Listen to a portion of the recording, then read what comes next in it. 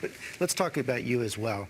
You saw those comments you made about the gas chamber, drawing a lot of questions from the Anti-Defamation League. Here's what they say. We hope you understand the sensitivity and hurt of making Holocaust jokes. We hope you retract.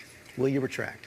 I didn't say anything about the Holocaust. I was talking about media bias. I was talking about if you're a conservative, it's essentially capital punishment. Even Jake Tapper from CNN said, listen, Donald Trump Jr. put out the same thing. He played the clip yesterday on his Twitter account. I said the same thing 2 weeks ago about the media bias, and I used the term electric chair.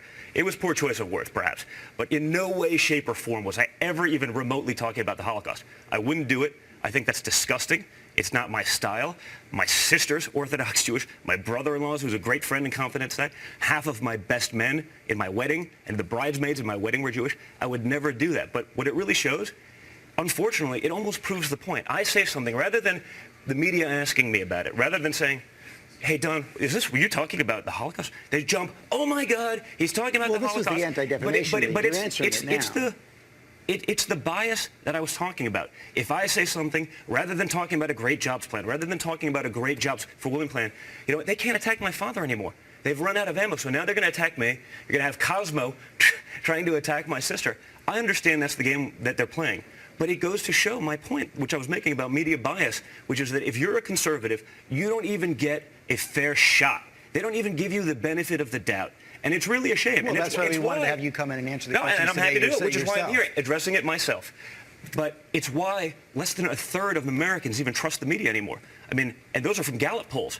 So, you know, I think perhaps this does maybe me a service to say, let's at least be honest about these conversations. Let's just not jump to slander people over something that they would clearly never say, especially when they have a history of using a similar line talking about the exact same thing time and time again. Well, I think part of the reason the questions come up, and you've answered that question right now, you said you didn't have the Holocaust in mind, and part of the reason the questions come up is you've had other tweets from anti-Semitic individuals. You had an Instagram post last week, and we want to put it up here right now, that included Pepe the Frog, which is now a well-known symbol of the white supremacist movement, others in there who have been taken off Twitter because of their racist statements, others who have questioned whether the government was behind 9/11. That's why the questions come up. George, if I'm glib, perhaps that's the case. I'd never even heard of Pepe the Frog. I mean, I bet 90% of your viewers haven't heard of Pepe the Frog. I thought it was a frog in a wig. I thought it was funny. I had no idea that there's any connotation there.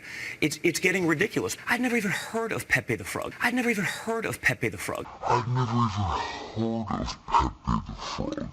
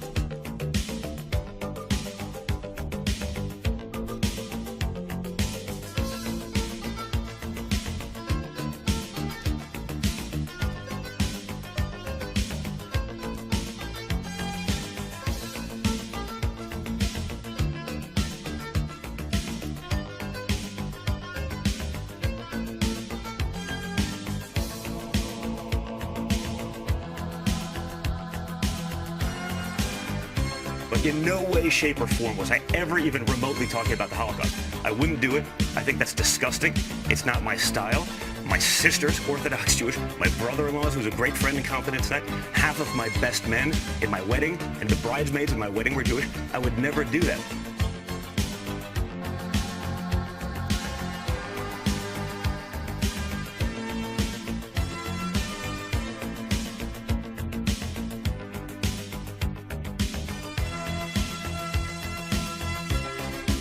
But in no way, shape, or form was I ever even remotely talking about the Holocaust.